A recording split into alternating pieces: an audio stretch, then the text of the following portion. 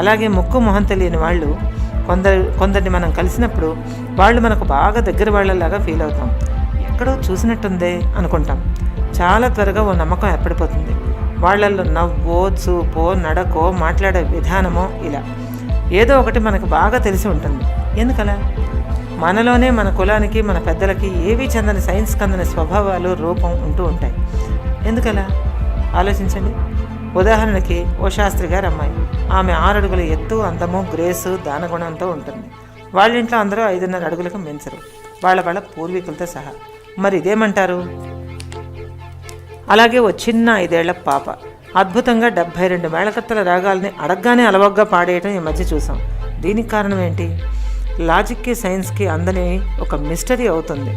కొన్నాళ్ల తర్వాత దాన్ని ఛేదించి కారణాలు కనుక్కుంటాం. అందుకే ఈ ఆత్మలు మళ్ళీ పుట్టడాల మీద ఈ మధ్య పెద్ద హవానే నడుస్తుంది సుశీల్.